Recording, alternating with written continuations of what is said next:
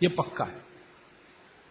अब नियमित रूप से आप सिलवट्टा चला रहे हैं और चक्की चला रहे हैं तो यूट्रस के आसपास की जो मांसपेशियां हैं वो हमेशा नरम और मुलायम रहने ही वाली है। तो आपकी जिंदगी के कॉम्प्लिकेशन 45 साल के बाद कम रहने ही वाले हैं। आप उनको दवा खा खा के कम करें तो दवाओं के साइड इफेक्ट्स हैं। ज्यादा दवाओं के साइड इफेक्ट है कि मोटापा बढ़ेगा। एक HRT टेक्निक है, हार्मोन रिप्लेसमेंट थेरेपी। ज्यादातर माताएं उसमें जाती हैं 45-50 साल की उम्र में, हाथ जोड़कर विनती है कि कभी ना जाएं। और अगर आप गए उसमें तो आपके वजन को कोई भी दुनिया का भगवान नहीं बचा सकता बढ़ने से, बढ़ेगा ही।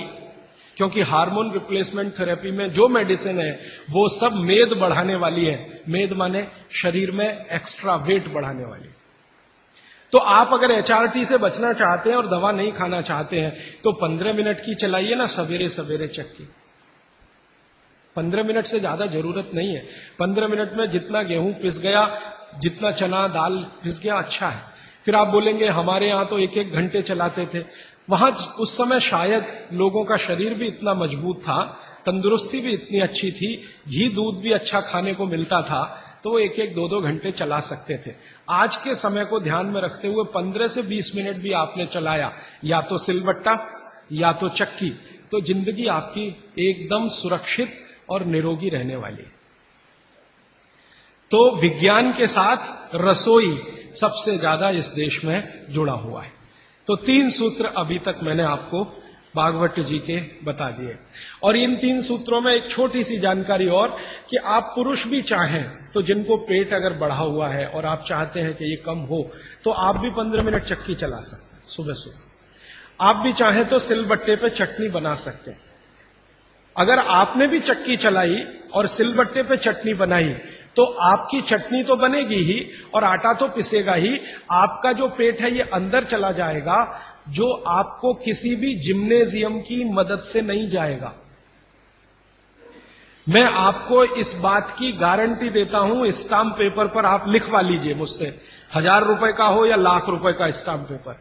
दुनिया का हर एक डॉक्टर इस बात से सहमत है, वो बोलता नहीं, बात अलग है, कि जिम्नेजियम में जाकर कभी भी किसी का पेट अंदर जाता नहीं, और थोड़े दिन के लिए गया और आपने जाना बंद किया तो ज्यादा बाहर आता है।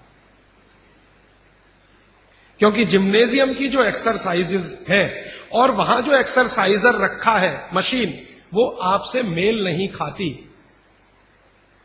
आप पता है क्या मेल नहीं खाती? जिम्नेजियम की सभी मशीनें ज्यादा स्पीड वाली हैं और चक्की और सिलबट्टा ये स्पीड कम है, धीरे धीरे धीरे धीरे।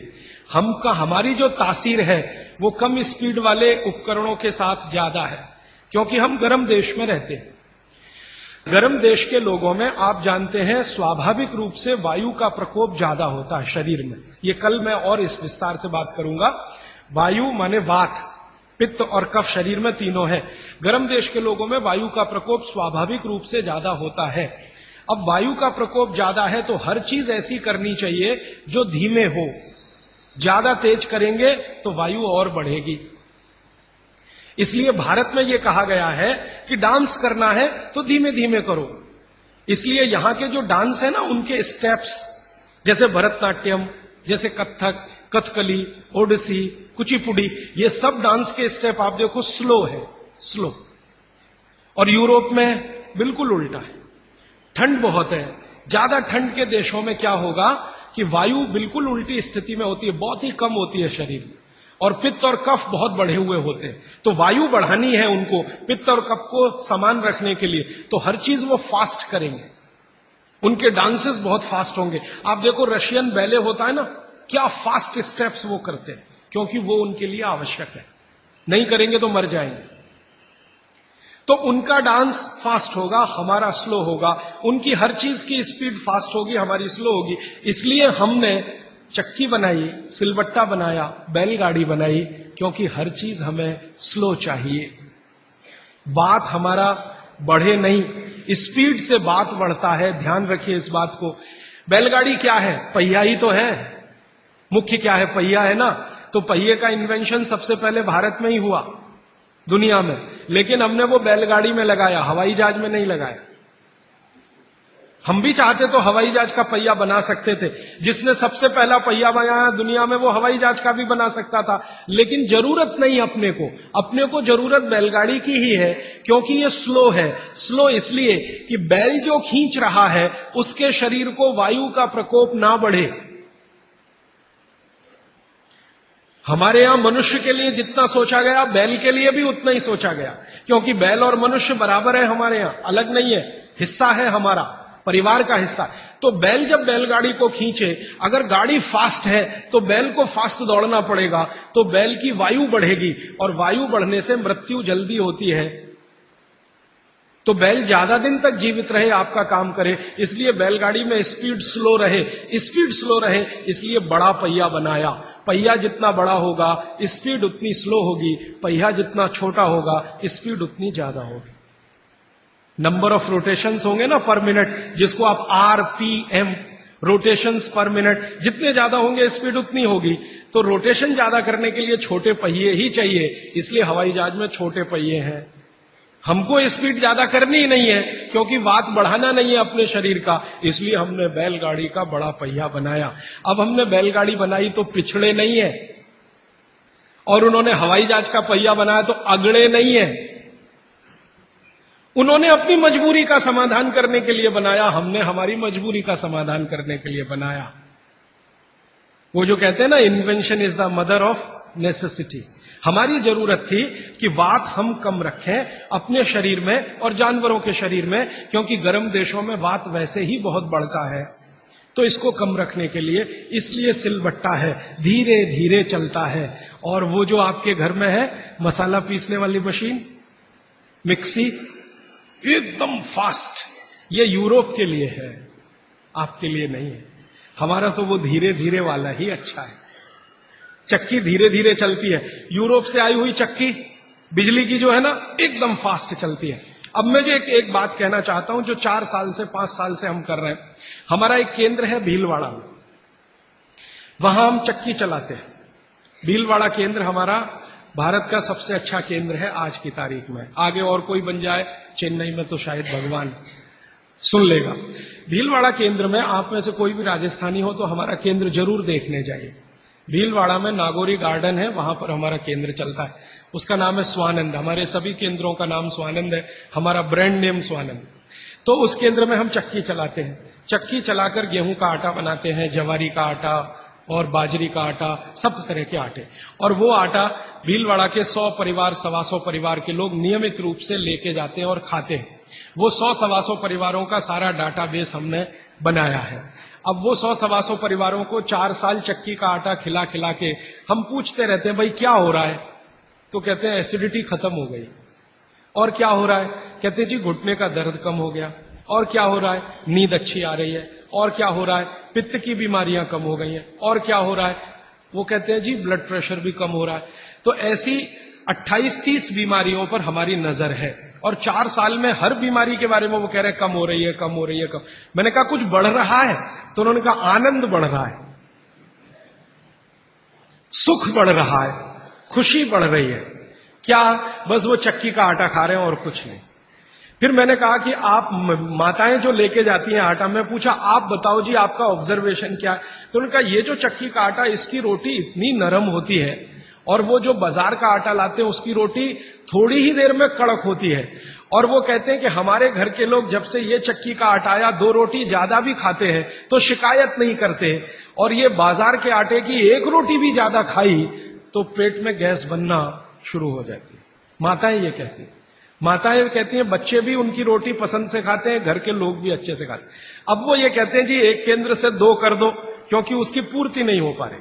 एक केंद्र 100 घरों का ही आटा बना पाता है रोज, क्योंकि 15-20 महिलाएं वहां चक्की चलाती हैं। हम दूसरा बनाने की सोच रहे हैं, तीसरा बनाने की सोच रहे हैं। फिर एक दिन मैंने सोचा कि ये रास्ता तो गड़बड़ है। अगर हम ऐसे केंद्र बनाते जाएं तो ये रास्ता तो गड़बड़ है। अच्छा ये है कि हर घेर में ही ये केंद्र हो जाए। इसमें तो अंत में हम कहां फंस जाएंगे? जगह जगह केंद्र बना के हम तो फंसने ही वाले हैं कि भाई अब हाथ का आटा बना के दे दो। तो ये तो हम बिजनेस में नहीं जाना चाहते। हमारा उद्देश्य ये है कि हर घर में आटा बनाने की चक्की आ जाए।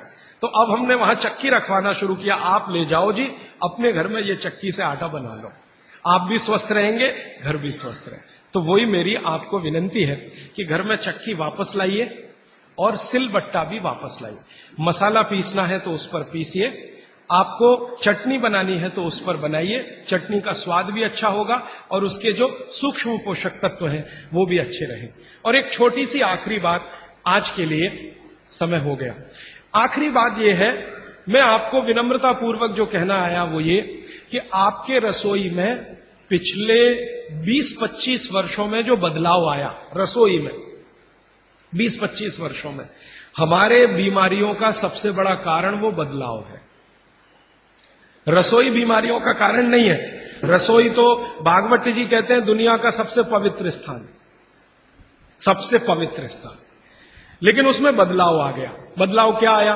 पहले चक्की होती थी, सिलबट्टा होता था, अब मिक्सी आ गई, या तो हमने कोई मशीन ले ली, और अब तो मशीनें रोटी बनाने की भी आ गई, रोटी बनाने की भी मशीन हमने ली। तो रसोई घर में जितनी हमने बदलाव लाया टेक्नोलॉजिकल, ये सब बदलाव ने हमको बीमार बनाया, माताओं को तो ज्यादा बीमार बनाया। मैंने पिछले 20 साल की जितनी रिसर्चेज हैं रसोई घर से जुड़ी हुई, इन सबको ध्यान से देखा तो पता चला कि हमने विकास के नाम पर अपने ही घर को बीमार बनाने की क्रिया शुरू की है।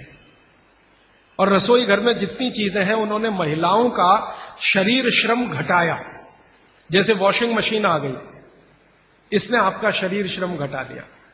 चक्की आ गई, उसने माने बिजली की चक्की आई, उसने आपका शरीर श्रम घटाया। सिलबट्टे का शरीर श्रम आपका घटा मिक्सी के आने से। हर जो चीज आई है, ओवन आया आपके यहां, माइक्रोवेव ओवन आया, फिर ये फ्रिज आया, इसने आपका शरीर श्रम घटाया। और शरीर श्रम घटाने के लिए नहीं है, भागवत जी कहते हैं कि शरीर श्रम घटाने की एक ही उम्र है, 60 के बाद। जब आप 60 के हो गए तब आप शरीर श्रम कम करते जाइए। 60 साल तक तो शरीर श्रम कम करने की जरूरत नहीं, 18 से लेकर 60 साल तक शरीर श्रम चाहिए ही, शरीर श्रम चाहिए। तो थोड़ा थोड़ा श्रम आप करते रहें।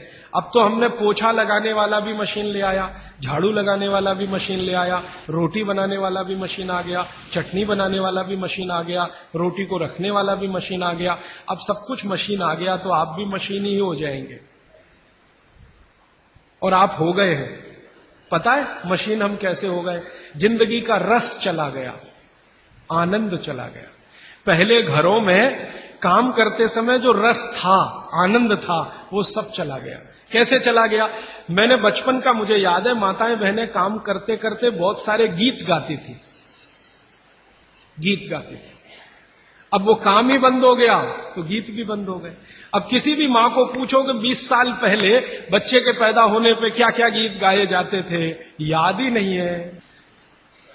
तो अब क्या करते हैं, जो सिनेमा के गीत हैं उनका सीडी लगा के चला देते हैं। घर में बच्चा पैदा हुआ तो चोली के पीछे क्या, तो चीज बड़ी है मस्त मस्त, आती क्या खंडाला तो जाती क्या खंडाला, ये घर में बजाए जा रहे हैं। कब? जब बच्चा पैदा हुआ। क्योंकि मां को बच्चा पैदा होने के समय के गीत ही याद नहीं है, क्योंकि वो गीत गाने के लिए जो समय मिलता था काम करते करते, वो समय चला गया तो गीत चले गए। शादी के समय क्या क्या गीत गाए जाते थे याद नहीं है। अब तो वो डीजे ले आते हैं और वीजे पता नहीं क्या क्या उसको बोलते हैं, बड़ा साउंड बॉक्स, और लगा दिया और ऐसा शोर कान फोड़ने वाला जिसकी न सुर न लय न ताल। तो हमारे यहां काम में आनंद था। देखिए मैं आपसे विनम्रतापूर्वक एक बात कह सकता हूं कि भारत की कोई भी मां शरीर श्रम से थक सकती है, बोर नहीं हो सकती। ये शब्द बोरियत भारतीय शब्द नहीं है, ये अंग्रेजों का शब्द है। हिंदी में वैसे का वैसे ही हमने ले लिया, बोर होना। जी हम क्या कर रहे हैं? बोर हो रहे हैं। आजकल के बच्चों को मैं बहुत सुनता हूं, जी क्या कर रहे हैं? बोर हो रहे हैं। जी बोर हो रहे हैं। अब बोर हो रहे हैं तो करें क्या? तो ले दे के वो एक टीवी है चालू कर दिया, उसमें पोगो देखो, पोगो। अब पोगो में क्या है, वो और ज्यादा बोर हो जाओ तो पोगो की जगह कोई दूसरा देखो, लोगो, या तीसरा देखो। वो सब आपको बोरियत में ही ले जाएंगे। क्यों? क्योंकि इसमें इंटरेक्शन कुछ नहीं है, सब कुछ वन साइडेड है। और गीत गाने में इंटरेक्टिव है, ये एक साइड नहीं है, ये मल्टी साइडेड है। तो हमारी माताएं गीत गाती थी, हर समय के लिए गीत बने हैं। पापड़ बना रही हैं, बड़ी बना रही हैं, उस समय के गीत अलग हैं। मसाला पीस रही हैं, उस समय के गीत अलग हैं। शादी के लिए मसाला पीस रहा है, उस समय के गीत अलग हैं। शादी के लिए पापड़ और बड़ी बन रही हैं, उस समय के गीत अलग हैं। ये गीत इकट्ठे आजकल मैं कर रहा हूं, हजारों की संख्या है गीतों की, लेकिन इनको लिपिबद्ध हम नहीं कर पाए, किताबें नहीं छपी, इनकी नोटबुक्स नहीं बनी, तो धीरे धीरे खत्म हो रहे हैं या तिरोहित हो रहे हैं। इन गीतों में जो सुर है, जो लय है, जो ताल है, वो हर मां के लिए आसान है। हर मां उस सुर और लय और ताल में गा सकती है। आवाज का पिच ऊपर नीचे हो सकता है, लेकिन सुर लय ताल वो सबको एक जैसा है, मालूम है, उत्तर से दक्षिण, पूरब से पश्चिम। धान की पौधे लगा रहे हैं तो अलग गीत है, धान काट रहे हैं तो अलग गीत है, धान को घर ले जा रहे हैं तो अलग गीत है। हमारे यहां हर काम के साथ गीत और संगीत है, क्योंकि बोरियत ना आए।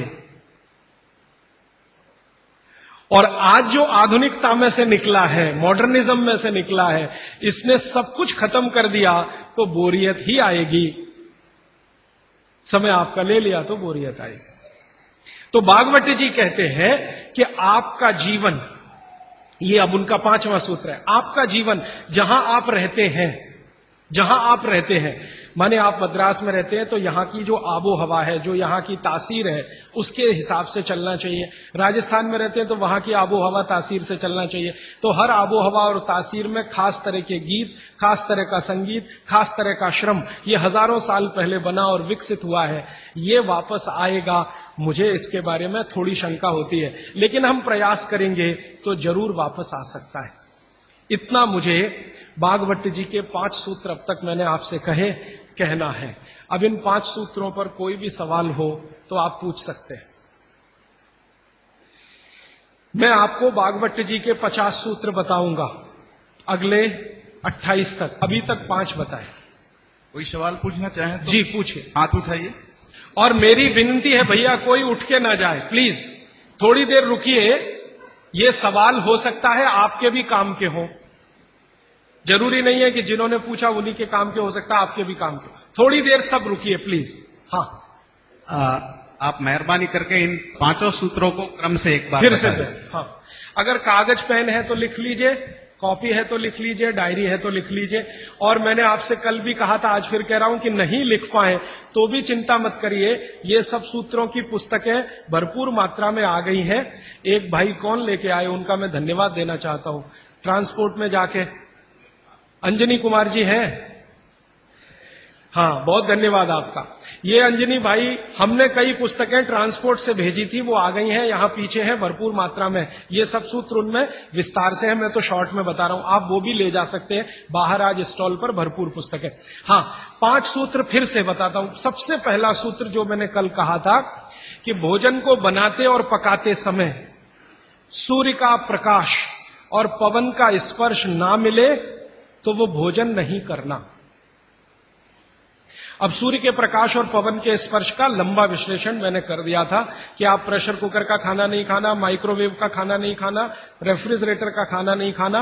ये दूसरा जो सूत्र था भागवत जी का कि खाना पकने के 48 मिनट के अंदर खाना पकने के 48 मिनट के अंदर खा लेना, बचना नहीं चाहिए। दूसरा सूत्र वो मैंने विस्तार से समझा। तीसरा सूत्र था कि खाना बनाने का जो सामान है, जैसे गेहूं का आटा, चने का आटा, दाल का आटा, या तो बाजरी, मक्की वगैरह वगैरह, तो गेहूं 15 दिन क्या माने गेहूं का आटा 15 दिन पुराना तक खा सकते हैं। और ये जो मोटे अनाज कहे जाते हैं, ज्वारी है, बाजरी है, मक्की है, ये 7 दिन पुराने से ज्यादा ना हो। मतलब ये है कि घर में 15 दिन से पुराना आटा नहीं रखना, सीधा सा सूत्र है। हर 15 दिन पे नया आटा आता रहना चाहिए। उतना ही आटा पिसवाइए ना जितना जरूरत है। आप चक्की लाते हैं तो बहुत अच्छा, नहीं लाते तो भी चक्की पर जो आटा पिसवा कर ला रहे हैं वो 15 दिन से ज्यादा पुराना ना, ऐसा आप अपने घर में नियम बनाएं। तो ये तीसरा सूत्र है। चौथा सूत्र है भागवत जी का जो मैंने आपको समझाया कि आप अपने शरीर श्रम को 60 साल की उम्र तक कम मत करिए।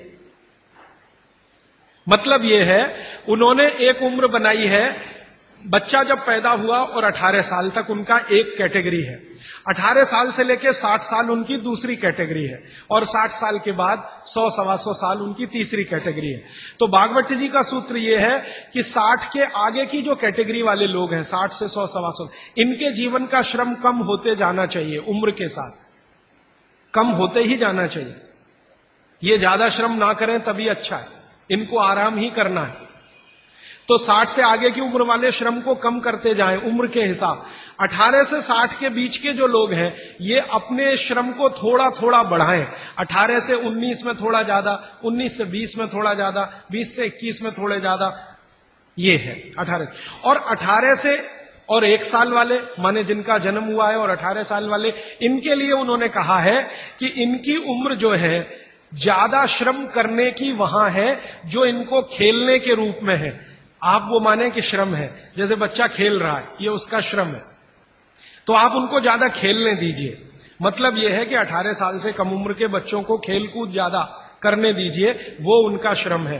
18 से 60 की उम्र में ऐसा श्रम जिससे उत्पादन भी होता हो। चक्की चलाई तो आटा बन गया, सिलबट्टा चलाया तो चटनी बन गई, माने उत्पादन कुछ ना कुछ हो। तो उत्पादक श्रम 18 से 60 के बीच में कम मत करिए, 60 के बाद इसको कम करते जाइए, और 18 से 1 साल के बीच के बच्चों को उत्पादक श्रम मत कराइए। ये है। और आखिरी सूत्र, माने आज के हिसाब से आखिरी सूत्र, कि आप अपने जीवन में तासीर का ध्यान रखिए, आबो हवा का ध्यान रखिए, वातावरण का ध्यान रखिए जहां आप रह रहे हैं। माने भौगोलिक परिस्थिति, एक शब्द में मैं अगर कहूं तो ज्योग्राफिकल कंडीशंस।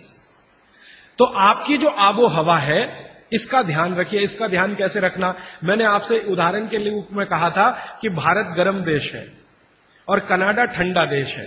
गर्म देश के लोगों में हमेशा वात की प्रबलता रहती है, शरीर का दोष है, अब उसको क्या करेंगे, वात की प्रबलता रहे ही, पित्त और कफ आपका हमेशा कम रहेगा। इसलिए भारत के लोगों को वात के रोग सबसे ज्यादा है। भागवत जी कहते हैं कि भारत के लोगों को लगभग 70 से 75% रोग वात के हैं, 12 से 13% रोग पित्त के हैं, और 10% रोग कफ के हैं।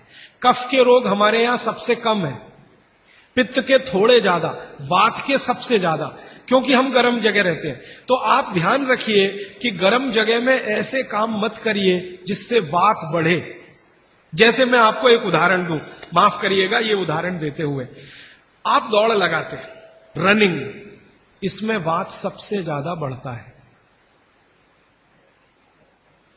हमारे यहां आजकल एक फैशन आया, मॉर्निंग में दौड़ो। दौड़ना नहीं है, चलना है। चलने और दौड़ने में अंतर आप समझते हैं। दौड़ने में ऊर्जा बहुत शरीर की, गर्मी बहुत शरीर की बढ़ेगी और वात को बढ़ाएगी। वात बढ़ेगा तो ये घुटने बहुत जल्दी आपके थकेंगे। आप देख लो, जितने हिंदुस्तान के रनर है ना, रनर 100 मीटर दौड़ने वाले, 200 मीटर, 35 साल के बाद किसी के घुटने काम नहीं करते, सब बैठ गए। मिल्खा सिंह को मैं मिला हूं, वो कहते हैं यार उस समय जो मैं दौड़ गया ना, अब पता चल रहा है कि उसका क्या असर। परमानेंट डैमेज हो गए हैं दोनों नी जॉइंट्स मिल्खा सिंह के।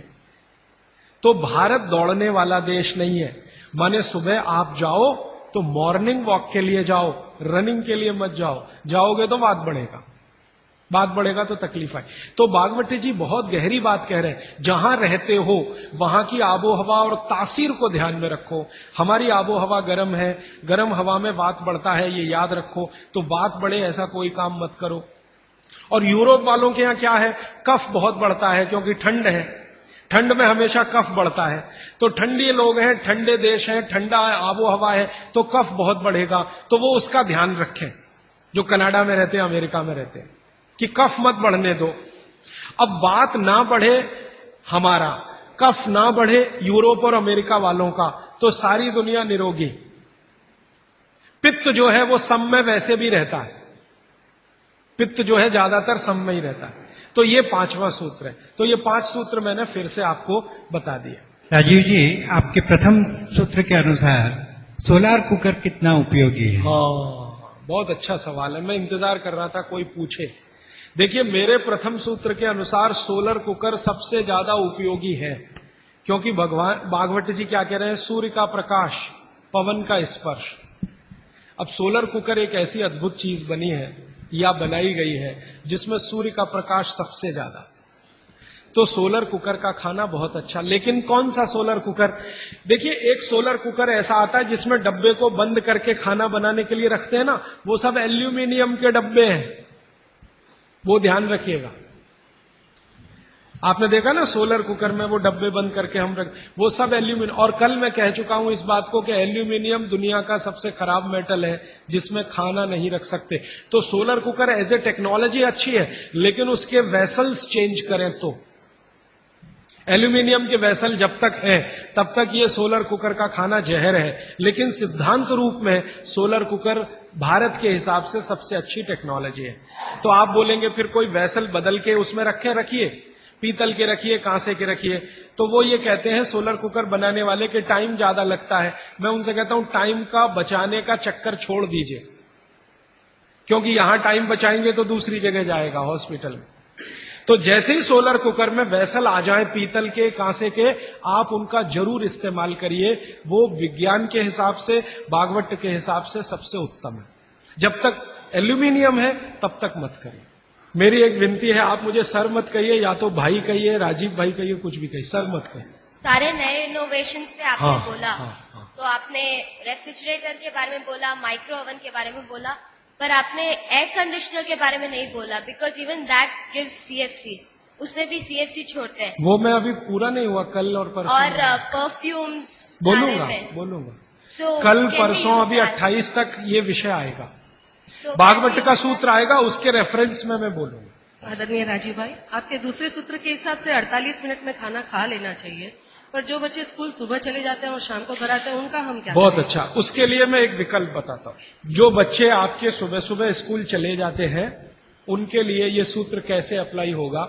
मेरी विनती है कि बच्चों को खाना खिला के स्कूल भेजिए। आप बोलेंगे जी खाते नहीं है, मैं आपको इसका तरीका बता देता हूं कैसे खाएंगे वो खाना। हमारे शरीर की अपनी एक साइकिल है, और वो साइकिल ये है कि कोई भी खाना खाएं तो उसके 8 घंटे के बाद ही भूख लगेगी आपको। ये शरीर का अपना नियम है। तो बच्चों के ऊपर भी यही नियम है, पुरुषों के ऊपर, स्त्री, सबके ऊपर। तो साइकिल शरीर की यह है कि खाने के 8 घंटे के बाद ही भूख लगेगी। तो एक रात पहले का खाना उनको उस समय खिला दीजिए कि सुबह तक 8 घंटे पूरे हो जाए। माने अगले दिन शाम को ही खाना खिला दीजिए, रात को मत खिलाइए। शाम को 6 बजे तक अगर आपने खाना खिला दिया, 6 बजे तक, तो 8-9 बजे तक सोने की नींद उनको आई जाएगी। क्योंकि 1.5 घंटे के बाद जैसे ही खाना पच के रस में बदलता है, बॉडी का ब्लड प्रेशर अपने आप बढ़ना शुरू कर देता है, और ब्लड प्रेशर बढ़े तो नींद आनी ही है, रुक नहीं पाएंगे आप। तो शाम का खाना 6 बजे उनको खिला दीजिए, 8 बजे तक नींद आ जाएगी, और 6 बजे से 8 घंटा गिनेंगे तो सवेरे 4-5 बजे तक वो पूरा हो जाएगा। तो 4-5 बजे के आसपास जब वो सोकर उठेंगे तो इतनी तेज भूख लगी होगी कि आप रोटी दाल चावल खिला दो, वो खा के चले जाएंगे। आपको थोड़ा बदल ये करना है कि रात को हम बच्चों को 10 बजे खाना खिला रहे हैं या 11 बजे खिला रहे हैं, उसके 2 घंटे के बाद रस बन रहा है तो 1 बज जाएगा।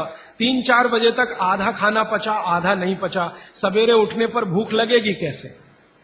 तो आप शाम का खाना जल्दी खाने लगिए, माने सब लोग जैनी हो जाइए। हाँ, परोक्ष रूप से मैं ये कहता हूं कि जैन धर्म आप पालन करें, वो महत्व का है, धारण करें वो महत्व का है, उतना नहीं है। आप आचार्य श्री को वंदन करें, बहुत अच्छा, नहीं करें तो शाम का खाना तो 6 बजे खा लें, तो आप आचार्य श्री के वंदन से भी बड़ा काम करेंगे। वो आचार्य श्री भी यही कहते हैं, शाम का खाना जल्दी खाओ। तो आप थोड़े जैनी हो जाइए। आपका भी खाना नहीं है, बहुत अच्छा है, लेकिन रात का बंद कर दीजिए। बच्चों को रात का खाना बिल्कुल बंद कर दीजिए। मैं आपको विनम्रता पूर्वक कह रहा हूं, इसको मैं कल या परसों बहुत विस्तार से समझाऊंगा, पूछ लिया आज आपने इसलिए कह रहा हूं। रात का खाना बिल्कुल बंद कर दीजिए, क्योंकि बागभट्टी जी का ये जो पहला नियम है ना, ये अभी मैंने आधा ही बताया। सूर्य का प्रकाश और पवन का स्पर्श हर समय वो कहते हैं खाते समय पीते समय रहना ही चाहिए। अब 6 बजे के बाद तो सूर्य प्रकाश रह नहीं सकता, और आप जानते हैं सूर्य प्रकाश का सबसे बड़ा परिणाम है विटामिन डी का निर्माण। सूर्य प्रकाश में ही विटामिन डी बनता है। तो जब तक ये सूर्य प्रकाश है तब तक खाना खाएं तो विटामिन डी मिले, और बच्चों को विटामिन डी सबसे ज्यादा चाहिए। इसलिए बच्चों को तो रात का खाना बिल्कुल बंद करिए, शाम 6 बजे खिला दीजिए। सुबह 7 बजे जब स्कूल जाएंगे, खूब भूख लगी होगी, उस समय 7 बजे पराठा बना के भी खिलाइए, आलू का भी पराठा खिलाइए, गोभी का भी खिलाइए, कोई फर्क नहीं पड़ता। सुबह के भोजन पे आगे बात करूंगा। सुबह का भोजन जितना हैवी हो उतना अच्छा। गोभी का पराठा, आलू का पराठा, जितना पराठा, पूड़ी, जो पकवान, सब सुबह, सब सुबह। दोपहर का खाना थोड़ा कम और रात का बिल्कुल कम, शाम का बिल्कुल कम। तो बच्चों को भरपेट खाना खिला के स्कूल भेजिए। लंच बॉक्स की जरूरत नहीं है। जब वो घर आए तो दूसरा भोजन कराइए, और शाम को 6 बजे तक तीसरा भोजन। तो मैंने कुछ बच्चों पे प्रयोग किया, शाम का भोजन बंद किया, सुबह उठते ही भूख लगती है उनको। ये तो प्रकृति का नियम है, लगे। सारे जानवर, सारे पक्षी उठते ही खाना खाते हैं। आप देखो, चिड़िया है सुबह सुबह खाने पे लग जाएगी, गाय, बैल, भैंस, बकरी सब सुबह खाने पे लग जाएगी, क्योंकि वो शाम को सूर्य के बाद खाना नहीं खाते। कोई गाय रात को खाना नहीं खाती, खिला के देख लो, जर्सी गाय को छोड़कर। जर्सी भारत की नहीं है, इसलिए उसको भारत का पता भी नहीं है। वो रात को 2 बजे भी खा लेगी, लेकिन भारत की कोई भी गाय, भारतीय नस्ल की गाय 6 बजे के बाद खाना नहीं खाएगी। तो भारत की तासीर ऐसी है, इस तासीर को ध्यान में रखकर रात का खाना जल्दी करिए, सुबह भरपूर भूख लगेगी। और निवेदन इतना ही है कि खाली पेट बच्चों को कभी स्कूल मत भेजिए। खाली पेट तो कभी मत भेजिए। आपने कह दिया जी दूध पी के गया, दूध पी के गया माने एक तरह से खाली पेट, सॉलिड कुछ नहीं है। सॉलिड सुबह सुबह शरीर में जाना बहुत ही आवश्यक है, अगर भविष्य में आप उसको एसिडिटी, अल्सर, पेप्टिक अल्सर से बचाना चाहते हैं तो। हाँ प्लीज।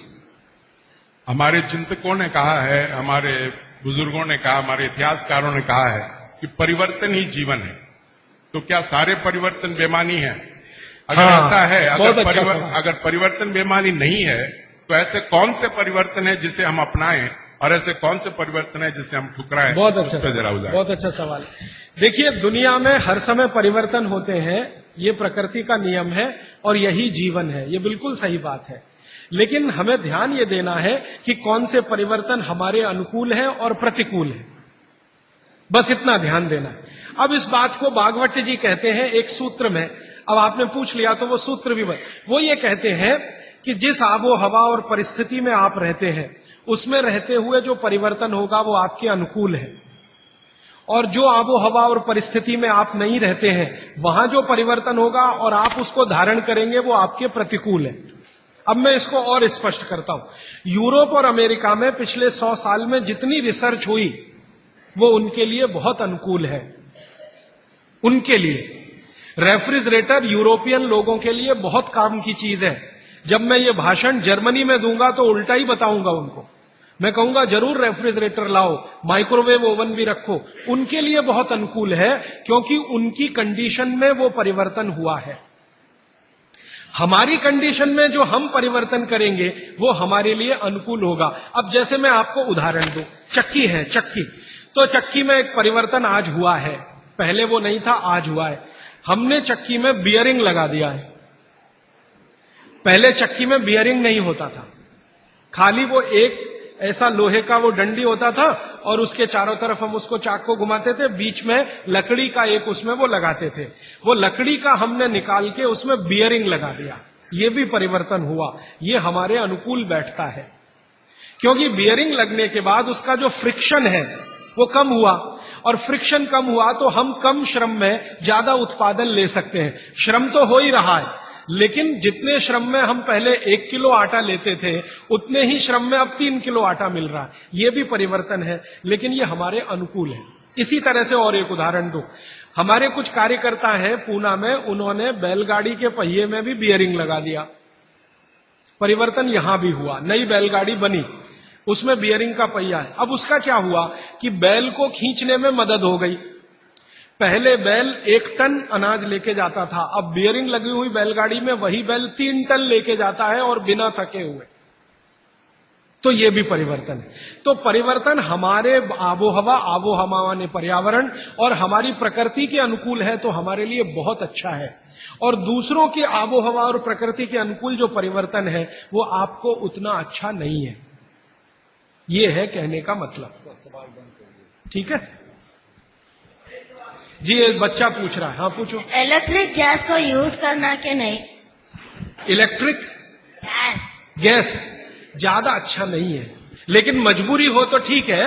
अगर आपके पास उसका कोई विकल्प नहीं है तो जरूर इस्तेमाल कर लीजिए, लेकिन अगर विकल्प है, भारत में तो है, ये मैं जानता हूं, इसलिए ज्यादा अच्छा नहीं है। डी आबो हवा से जुड़ा हुआ एक सवाल है। जैसे राजस्थान में गेहूं की बहुतायत होती है और यहाँ पे चावल की होती है। हाँ। यहाँ पे चावल के खाने के आइटम ज्यादा हो, तो क्या ये सही होगा कि यहाँ चावल का, हम खाने में चावल का उपयोग ज्यादा करें? बिल्कुल सही होगा। आप इस समय चेन्नई में रहते हैं, तमिलनाडु और पूरा एरिया चावल के लिए मशहूर है, तो आप चावल ही ज्यादा खाइए। और इसको ज्यादा आगे बात गहरी बता देता हूं। यहां की जो मिट्टी है, तमिलनाडु की खेतों की मिट्टी और राजस्थान की जो मिट्टी है, उसमें जमीन आसमान का अंतर है। यहां की मिट्टी आप अगर देखोगे तो वो ऐसी है जो पानी को ज्यादा देर पकड़ के रखेगी, और राजस्थान की मिट्टी रेतीली है जिसमें पानी टिकेगा नहीं। ये भगवान ने अच्छे से बनाया है। राजस्थान के लोग जहां रहते हैं, जिस तापमान में रहते हैं, जिस आबो हवा में रहते हैं, उनको शरीर में कुछ ऐसे केमिकल ज्यादा चाहिए, तो वो उस मिट्टी में ही है जो रेतीली है। आप जहां रहते हैं, यहां की आबो हवा, तापमान राजस्थान से भिन्न है, ह्यूमिडिटी ज्यादा है, तो आपको वो केमिकल नहीं चाहिए, तो भगवान ने ऐसी मिट्टी बनाई। तो यहां की मिट्टी से जो चावल पैदा हो रहा है वो आप ज्यादा ही खाइए। गेहूं राजस्थान से लाकर खाने की कोशिश मत करिए। माने आप अगर ये कोशिश करेंगे तो तकलीफ आपको आने वाली है। इसलिए आबो हवा का ध्यान रखिए। चावल के प्रिपरेशन यहां ज्यादा है, वो आप ज्यादा खाइए। अब समस्या आपके साथ ये है कि आप राजस्थान से आ तो गए, राजस्थान छूटा नहीं आपसे, वो छूटता नहीं है। समस्या वहां आती। हम बिहार से आ गए तो सिर्फ स्थान परिवर्तन हुआ, मन परिवर्तन नहीं हुआ। मन अभी भी है राजस्थान में। माने मैं इसको ऐसे कहना चाहता हूं कि अनुकूल परिस्थिति हो गई तो आप वापस राजस्थान चले ही जाएंगे, क्योंकि मन नहीं छूटा। आपका मन नहीं छूटा है, इसलिए आपका स्वाद भी नहीं छूटा। ये सब मन का खेल है। मन से सारे स्वाद और वो सब जुड़े। मन नहीं छूटा तो स्वाद नहीं छूटा। तो आप फिर गेहूं मंगवाते हैं और उसको रोटी बना के खाते हैं, वो स्वाद के लिए तो ठीक है। पौष्टिकता के हिसाब से आपके लिए चावल ज्यादा ठीक है। तो शायद आपने एक बैलेंस बना लिया है कि रोटी भी खाते हैं, चावल भी खाते हैं, यही है ना? तो इसी को चलने दीजिए। मैं आपका मन छुड़ाना नहीं चाहता, क्योंकि मैं नहीं चाहता कि आप परमानेंट यहां रहें। एक दिन राजस्थान तमिलनाडु से अच्छा हो जाए तो आप चले जाएं, ये मैं चाहता हूं। तो मेरे लिए वो स्वदेशी के लिए अच्छा है। तो आप मन को और स्वास्थ्य को बैलेंस कर लीजिए। बैलेंस इसमें यह है कि 2-3 रोटी खा लीजिए और थोड़ा चावल खा लीजिए, ऐसा कुछ कर लीजिए। थोड़ा इडली खा लीजिए और थोड़ा हलवा खा लीजिए। हलवा इडली के साथ जरूर खा लीजिए बैलेंस के लिए। थोड़ा डोसा खा रहे हैं तो थोड़ा बाजरी का रोटी का एक आध टुकड़ा या आधा बाजरी की रोटी का। ये मैं बताऊंगा आपको आने वाले समय में किसके साथ क्या खाएं और आपका बैलेंस बना रहे, टिका रहे। लेकिन इसको ध्यान में रखिए कि आप स्वास्थ्य के लिए थोड़ा, क्योंकि मन भी अगर आपका बहुत दुखी हुआ तो स्वास्थ्य खराब होगा ही, ये भी मैं बता। रोटी नहीं मिलेगी तो मन खराब होगा, तो उसका असर शरीर पे आएगा। इसलिए मन और स्वास्थ्य को बैलेंस करिए। जी आखिरी सवाल था। हाँ राजीव भैया, ये जो आपने बोला कि एल्यूमिनियम खाने के हिसाब से बहुत गंदी चीज है, तो आज जो भी खाना पैक हो रहा है वो एल्यूमिनियम फाइल या वो जो भी चीज है वो उसमें अंदर यूज आ रहा है। मतलब जो साइंटिफिक के हिसाब से जो भी अभी जो पैकिंग वगैरह हो रहा है उसमें एल्यूमिनियम पे ज्यादा जोर देते हैं कि भाई एल्यूमिनियम में पैक है, आपका फ्रेशनेस रहेगा। इसके ऊपर थोड़ा बहुत बोलिए। मेरा आपको एक ही विनंती है, क्योंकि ये मैं करके देख लिया है कि एल्यूमिनियम फॉइल में जो आप खाना पैक करते हैं ले जाने के लिए रास्ते में, ये बहुत ही खराब है, अच्छा नहीं है। तो आप बोलेंगे जी किस में पैक करें? खाना कपड़े में पैक करना सबसे अच्छा है। कपड़ा, सूती कपड़ा होता है ना, पतला, एकदम पतला, उसमें जो रोटी बांध के आप रखें, वो दुनिया का सबसे अच्छा पैकिंग है। वो विज्ञान के हिसाब से बहुत अच्छा है। पतले सूती कपड़े में रोटी बांध कर रखना सबसे अच्छी पैकिंग है।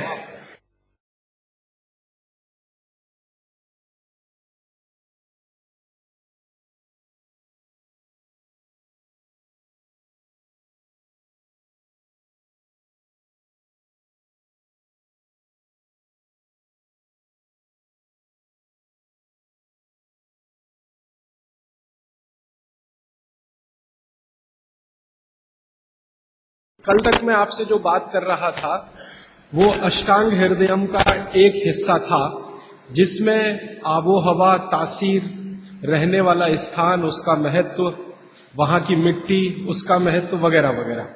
अब मैं सीधे आपके शरीर पर आ रहा हूं। भागवत जी मनुष्य शरीर के बारे में ये कहते हैं कि ये मनुष्य का शरीर सबसे महत्वपूर्ण है और बहुत प्रयासों के बाद मिलता है। ये आपने कई बार सुना होगा। आपके पूर्व जन्म के बहुत सत्कर्म हो तो आपको मनुष्य शरीर मिलता है। और भागवत जी ने एक जगह कहा है कि आप ही हैं जो मोक्ष धारण कर सकते हैं। ऐसा कहा जाता है इस देश में कि जानवरों में, पशु पक्षियों में और कीड़े मकोड़ों में मोक्ष की स्थिति नहीं आती। मनुष्य योनि ही है जिसमें आप मोक्ष को प्राप्त कर सकते हैं। तो उनकी मोक्ष की परिभाषा बहुत सुंदर है। मोक्ष क्या है? हम सब लोगों ने कई बार अलग अलग समय अलग अलग लोगों से सुना होगा कि मोक्ष ऐसा है, मोक्ष ये है।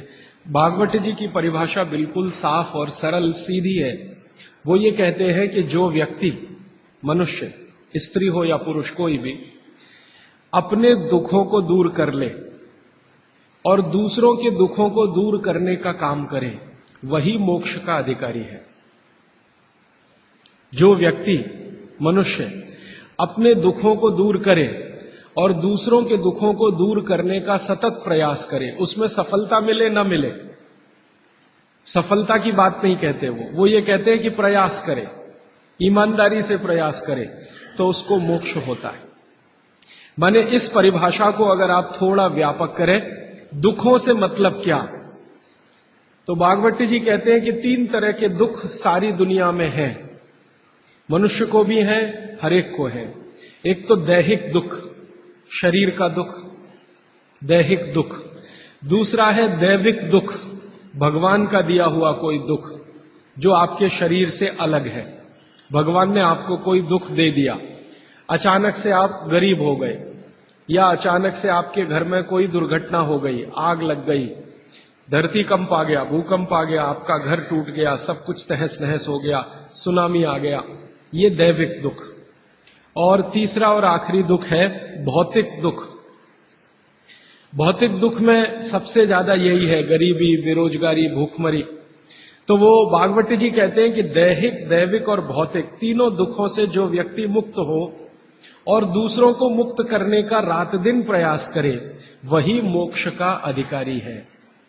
आगे के सूत्र में वो ये कहते हैं कि अगर आपने अपने जीवन के तीनों दुख दूर कर लिए और आप दूसरों के दुखों को दूर करने के लिए कुछ नहीं करते, तो माफ कीजिए, आप कभी भी मोक्ष के अधिकारी नहीं हो सकते। हमारे यहां बहुत सारे साधु संत हैं जो हिमालय में जाके तपस्या करते हैं।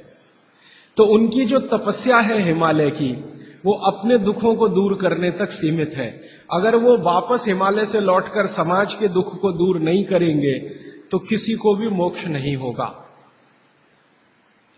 भागवत जी कहते हैं कि कोई सदगृहस्थ व्यक्ति है, वो स्वामी नहीं है, महात्मा नहीं है, तपस्वी नहीं है, लेकिन अगर वो अपने दुखों से दूर करते हुए दूसरों के दुखों को दूर करने के काम में लगा हुआ है, तो वो कहते हैं कि वो तपस्या करने वाले से ज्यादा बेहतर है, भले ही वो सदगृहस्थ है। और वो ये कहते हैं कि ज्यादा समय, भागवत जी मानते हैं कि सदगृहस्थ ही है जो दूसरों के दुखों को दूर करने में ज्यादा मदद कर सकते हैं, क्योंकि उन दुखों का अनुभव उन्हें है, जिसका दुख वो दूर करने का कोशिश करें। इसका मतलब ये है कि भागवत जी की परिभाषा में गृहस्थी होना, माने सदगृहस्थ होना, ज्यादा बड़ी बात है। वो साधु संतों के बारे में कहते हैं कि ये सिर्फ अपने दुखों के दूर करने के चक्कर में लगे हुए हैं, भगवान से इनकी जो वार्तालाप है या संवाद है वो अपने तक सीमित है, समाज के लिए सिर्फ प्रार्थना करके बंद कर देते हैं, आगे नहीं बढ़ते। इसलिए वो कहते हैं कि आप अपने दुख दूर करें, दूसरों के दुख दूर करने के काम में सतत लगे, भले प्रयास आपका सफल हो न हो। सफलता की बात वो नहीं कहते, वो ये कहते हैं कि सफलता असफलता वो सब ईश्वर के हाथ में है, आपके हाथ में नहीं है। आप अगर प्रयास कर रहे हैं तो पक्का मानिए कि आपकी मोक्ष में जाने की तैयारी है। ये है उनका सूत्र। यहां से उनकी एक दूसरी यात्रा शुरू होती है। और इस यात्रा में वो ये कहते हैं कि सबसे बड़ा दुख है दैहिक दुख, शरीर का दुख, दूसरा है दैविक दुख भगवान का, और तीसरा है भौतिक दुख। तो आपसे भौतिक दुख की बात करना मैं समझता हूं कोई जरूरी नहीं है, क्योंकि आप जिस वर्ग से आते हैं आपको भौतिक दुख तो मैं मानता हूं नहीं ही है, तो उस पर समय खराब करने से ज्यादा फायदा नहीं। आपसे जो सबसे ज्यादा मैं बात करूंगा, जिसकी जरूरत भी है आपको, वो दैहिक दुख के बारे में बात करूंगा। आपका शरीर का दुख दूर कैसे करें? तो भागवत जी का सूत्र है, वो ये कहते हैं कि शरीर दुख दूर करने के लिए सबसे महत्वपूर्ण है आपका पेट। ये जो पेट है, शरीर का मध्य भाग, वो ये कहते हैं कि शरीर का दुख दूर करने में सबसे बड़ी भूमिका इसकी है। अगर शरीर का पेट और बाकी अंगों के बारे में प्रतिशत के हिसाब से तुलना करें तो 90% दुख पेट से है, 10% दुख है जो पेट के बाहर से है। पेट के बाहर से माने घुटनों से हो सकता है, एड़ियों से हो सकता है, जंघाओं से हो सकता है, या हृदय स्थान से हो सकता है, मस्तिष्क से हो सकता है। इसको आज की भाषा में अगर मैं कहूं, 90% बीमारियां हमारे जीवन की पेट से जुड़ी हुई हैं, 90%। 10% बीमारियां हैं जो पेट के बाहर की हैं। उन 10% में हार्ट अटैक आ गया, उन 10% में पैरालिसिस आ गया, उन 10% में अर्धांग वायु, पैरालिसिस का ही दूसरा नाम है, वो आ गया, एपिलेप्सी आ गई, वगैरह वगैरह, मस्तिष्क की ढेरों बीमारियां। 10% नहीं है बाकी। इस बात को फिर ध्यान दीजिए। पहली बात जो मैंने आपको पहले दिन कही थी कि जिंदगी की बीमारियों में 85% ऐसी हैं जिनको आप खुद ठीक कर सकते हैं, मात्र 15% हैं जिनमें विशेषज्ञ की जरूरत है। अब भागवत जी की दूसरी महत्व की बात हमेशा याद रखिए कि जितनी बीमारियां हैं उनमें 90% पेट से हैं, 10% पेट के बाहर से है। और उन 10% में एक्सीडेंट भी शामिल है, आपका ब्रेन हेमरेज भी शामिल है, पैरालिसिस भी शामिल है, हार्ट अटैक भी शामिल है, वगैरह वगैरह, बाकी सब पेट से है। तो भागवत जी कहते हैं कि पेट आपके जीवन का सबसे महत्वपूर्ण अंग है शरीर के लिए और आपको दुख से बचाने के लिए। तो वो कहते हैं कि सबसे ज्यादा ध्यान आपको आपके पेट का रखना है। तो पेट का ध्यान जिंदगी भर आप रखें, उसके लिए उन्होंने सूत्रों की एक श्रृंखला बनाई है। ये सूत्रों का पालन करें तो जीवन में पेट से होने वाला कोई दुख नहीं होगा, माने 90% बीमारियां नहीं होंगी। और ये 90% बीमारियों की संख्या अगर गिनूं तो 148 है। माने आज से मैं जो सूत्र बताने जा रहा हूं, इनका पालन अगर आप करेंगे तो आप अपने जीवन में 148 बीमारियों से हमेशा बचेंगे। और भागवत जी का यह कहना है कि बीमारियों से बचना बहुत महत्व का है बनिस्बत की बीमारियों का इलाज करना। वो अंग्रेजी में अक्सर आपने सुना है, prevention is better than cure. तो आप अगर बीमारियों से बच रहे हैं तो वो कहते हैं कि ये सबसे महत्व का है। तो आप उनको, आज के सूत्रों को थोड़ा ज्यादा ध्यान से सुने। वैसे तो आप सभी सूत्र ध्यान से सुन रहे हैं, लेकिन आज के जो सूत्र हैं वो जिंदगी का फंक्शनल हिस्सा है। आप जानते हैं कि कोई भी सिद्धांत होता है उसका एक हाइपोथेसिस होता है और उसका एक फंक्शनल पार्ट होता है। तो आज से जो शुरू हो रहा है वो फंक्शनल पार्ट है। इस फंक्शनल पार्ट में सबसे पहला सूत्र भागवत जी का, भागवत जी के लिए उनके 7000 सूत्र सभी महत्व के हैं, सभी महत्व के। उन 7000 में से मैंने कुछ चुनकर निकाले हैं जो मुझे लगता है 2007 के हिसाब से बहुत महत्व के हैं। हो सकता है 3500 साल पहले कोई सूत्र बहुत महत्व के हों और अब 2007 में हमारी जीवन शैली के हिसाब से वो उतने महत्व के ना हो, क्योंकि भागवत जी ने जिस जीवन शैली में रहते हुए वो सूत्र लिखे हैं वो ऋषि मुनियों की जीवन शैली है। आपकी जीवन शैली और ऋषि मुनियों की जीवन शैली में थोड़ा अंतर है। तो आपकी जीवन शैली के हिसाब से मैंने जो सूत्र निकाले और जिनको मैं महत्व का क्रम देता हूं, उसमें सबसे पहला सूत्र, संस्कृत में वो कहते हैं कि पेट जिंदगी भर आपका अच्छा रहे, दुरुस्त रहे। इसका मतलब यह है कि आप जो कुछ भी खा रहे हैं उसका ठीक से आप पाचन करते रहे। वो कई बार ये लिखते हैं अपने सूत्रों में कि खाना महत्व का नहीं है, खाने को पचाना महत्व का है। आपने खाने को खाया, ये इतना महत्व नहीं है। जिसको आपने खाया उसको पचाया, ये ज्यादा महत्व का है। क्योंकि भोजन पचेगा तो रस बनेगा, उसी रस में से मांस, मज्जा, रक्त, मल, मूत्र, वीर्य, मेद, ये सब बनेगा, अस्थियां बनेंगी, और वही आपके शरीर के लिए आगे जीवन में काम आएंगे। तो खाया वो महत्व का, उससे भी ज्यादा महत्व का खाया हुआ पचाया। तो वो कहते हैं कि पेट हमेशा दुरुस्त रहे, माने पाचन क्रिया आपकी हमेशा अच्छे से चलती रहे। इसके लिए पहला सूत्र उन्होंने लिखा, भोजनांते विषम वारी। ये पहला सूत्र मेरे हिसाब से, उनके हिसाब से नहीं, मेरे हिसाब से पहला सूत्र भोजनांते विषम वारी।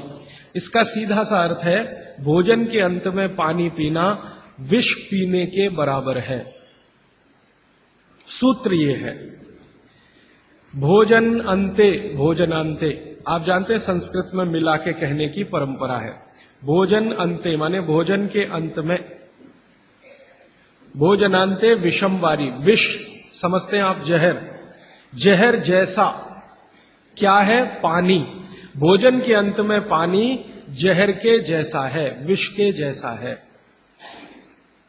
ये सूत्र है। अब इसको थोड़ा व्याख्यायित करता हूं ताकि समझ में आए। भोजन के अंत में पानी विष के जैसा है, ये बात वो कह रहे हैं। इसको समझना चाहिए कि क्या कह रहे हैं। सूत्र उतना ही है, समझने के लिए मैं आपको बहुत उदाहरण दूंगा ताकि आप जल्दी पता कर पाए। भागवत जी ने एक सूत्र में ये कहा है कि हमारा जो शरीर है, इसका जो मुख्य स्थान पेट है, इसमें एक स्थान होता है पेट के अंदर, नाभि, लेफ्ट साइड में, नाभि से थोड़ा ऊपर जहां मेरा हाथ रखा हुआ है, इस स्थान को कहते हैं जठर। संस्कृत में कहते हैं जठर, हिंदी में कहते हैं आमाशय। जठर, आमाशय, अंग्रेजी में चाहे तो एपिगैस्ट्रिकम।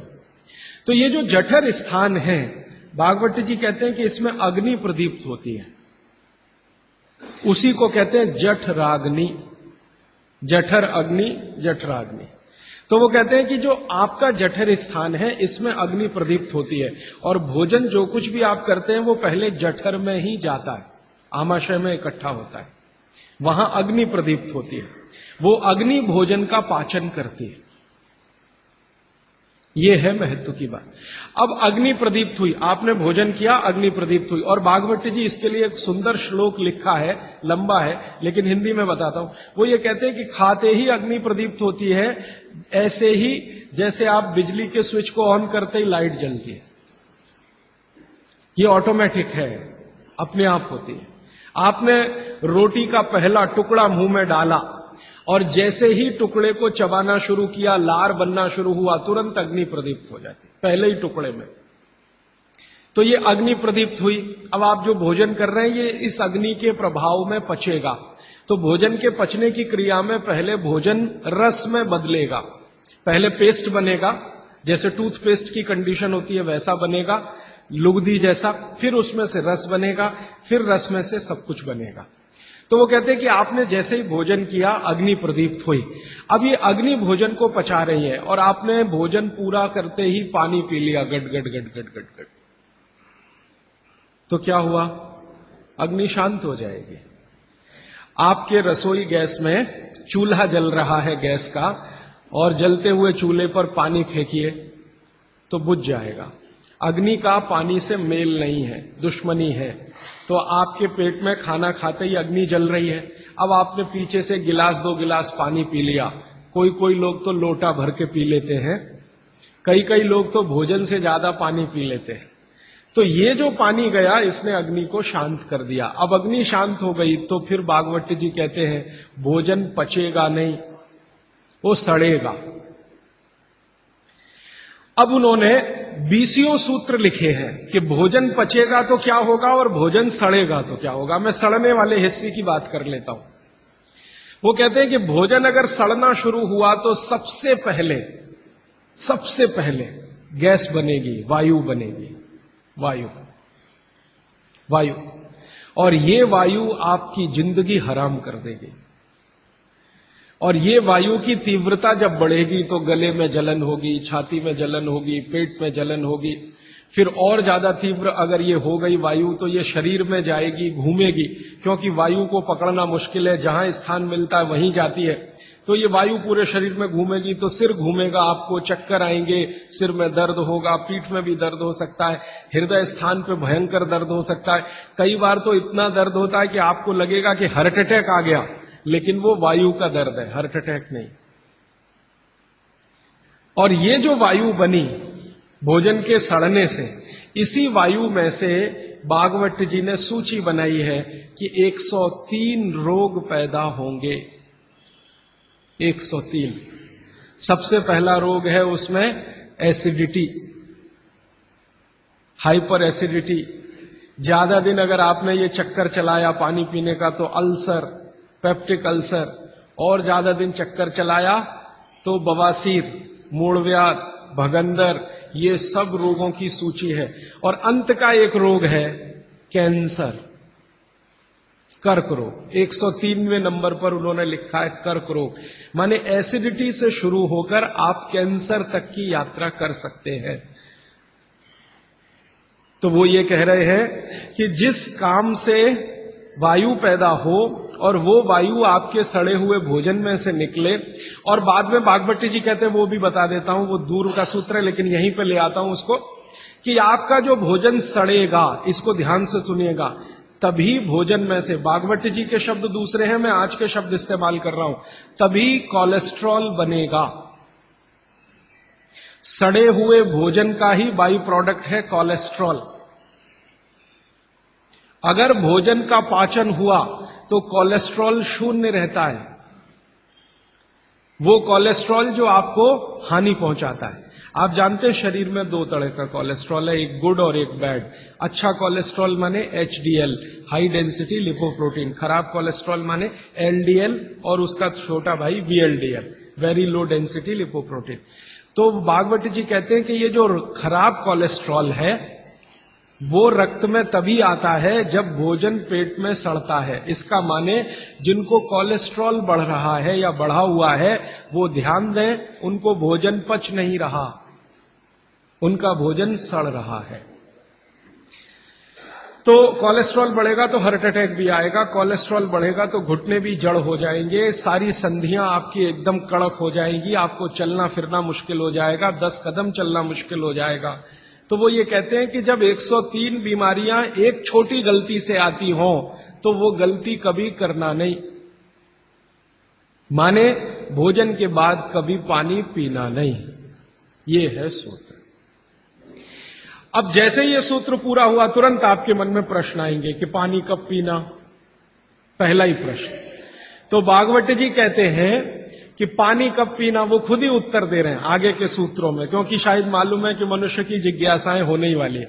तो पहले सूत्र में लिख दिया भोजनांते विषमवारी, कि भोजन के अंत में पानी मत पियो। अगले ही सूत्र में वो कहते हैं कि कम से कम 1.5 घंटे के बाद पानी पियो। अब ये जो 1.5 घंटे का कैलकुलेशन है ये क्या है? ये भागवती जी कहते हैं कि जो आपने खाया वो आपके जठर स्थान में 1.5 घंटे तक अग्नि के प्रभाव में रहता है, 1.5 घंटे तक। और जानवरों के लिए भी उन्होंने बताया है। वो कहते हैं कि जानवर जो कुछ खाते हैं उनके पेट में भी अग्नि है, जठर अग्नि, वहां 4 घंटे तक अग्नि का प्रभाव रहता है जानवरों के शरीर। मनुष्य शरीर में 1 से 1.5 घंटे का उन्होंने बताया, और 1 से 1.5 घंटे का वो बताया है तो अलग अलग क्षेत्र के हिसाब से। जैसे आप दक्षिण भारत में हैं, कोई उत्तर भारत में है, कोई पूर्वी भारत में है। अब मान लीजिए उत्तरांचल का कोई आदमी इसी सूत्र को पढ़ेगा तो उसको तो अग्नि का असर 2 से 2.5 घंटे रहेगा, पहाड़ वाला। लेकिन आपके लिए मैं बात कर रहा हूं तो 1 से 1.5 घंटा। तो वो कहते हैं कि 1 से 1.5 घंटे पेट में अग्नि का प्रभाव है। जब तक अग्नि का प्रभाव है पानी मत पियो, क्योंकि पानी पीते ही अग्नि बुझेगी। अग्नि का काम है भोजन को पचाना, पचेगा नहीं तो सड़ेगा, सड़ेगा तो 103 रोग पैदा करेगा। तो सीधा सा दूसरा सूत्र है कि भोजन के 1.5 घंटे के बाद पानी पीना। ठीक है, अब तुरंत आपके मन में सवाल आएगा, भोजन के बीच में पीना कि नहीं पीना, और भोजन के पहले पीना कि नहीं पीना? भागवती जी ने इसका उत्तर अगले सूत्रों में दिया है। वो ये कहते हैं कि भोजन के पहले पानी पीना तो कम से कम 40 मिनट और अधिक से अधिक 1 घंटा। आपको सीधा सा हिसाब बताता हूं, 10 बजे खाना अगर खाना चाहते हैं तो 9 बजे से लेकर 9:20 तक आप चाहें उतना पानी पी सकते हैं। 9 बजे से लेकर 9:20 तक। और बीच में पीना कि नहीं, तो इसके लिए वाघभट्ट जी कहते हैं, ये बहुत साइंटिफिक बात उन्होंने कही है, बहुत साइंटिफिक है। वो कहते हैं कि अगर आपके भोजन में 2 अन्न हैं, दो अन्न,